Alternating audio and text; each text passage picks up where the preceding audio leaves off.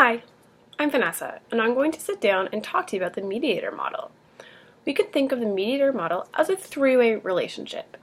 You have person 1, the trainer, person 2, the middleman, and person 3, the learner.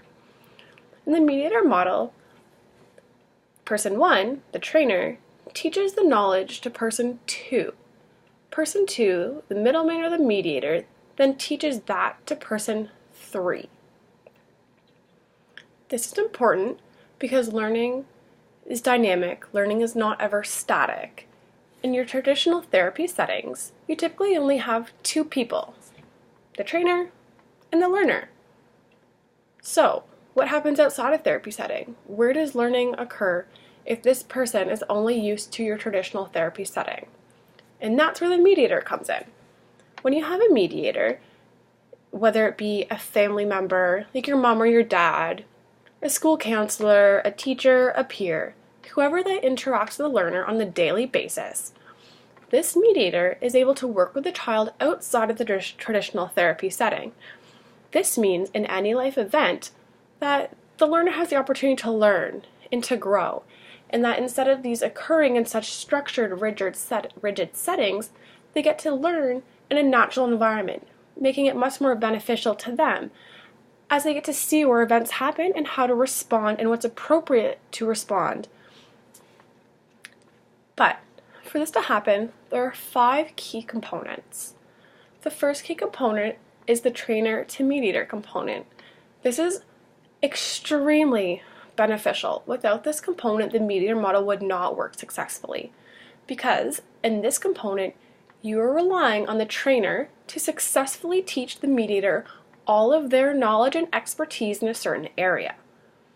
Then, you have the mediator to client. This is where the knowledge has now transferred from person 1 to person 2, and now person 2 to person 3.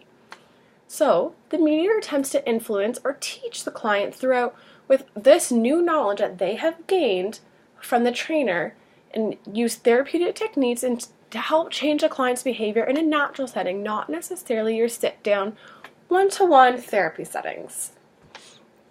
So, now that knowledge has been taught to the mediator and then implemented to the learner, we have to make sure that it's beneficial. We have to make sure that this learner is getting the most out of it that they can. So, this involves feedback. This involves the client or the learner talking to the mediator and talking to the trainer. They get to say whether or not they feel that the information they were taught and learned is beneficial to them. Does it need to be individualized more? Does it need more reinforcements? Do they feel that this training program and learning is working for them? They get to say. They get to say whether or not it works. And then the last aspect of this is that the mediator has to talk to the trainer. The mediator needs to provide feedback on the effectiveness of the training, because if the mediator does not get effective training, they will not be able to effectively influence the client. Thus, no change in behaviors. The mediator model is extremely important. It is beneficial to have multiple people involved in helping to modify behavior and ensuring that this change and this influence can happen in many settings rather than your stereotypical one-to-one therapy setting. So if you haven't thought about using the mediator model, maybe you should. Learning happens everywhere, every day, when you're thinking about it, when you're not thinking about it, when something doesn't happen, or when something done happens. We always learn. Why not make learning dynamic? Why not involve people in teaching a learner outside of a therapy setting? It would work for me, it would work for you. I could be a mediator and you could be a mediator. Now let's go implement this model to everyone else and teach them the benefits of the mediator model. All right, have a good day.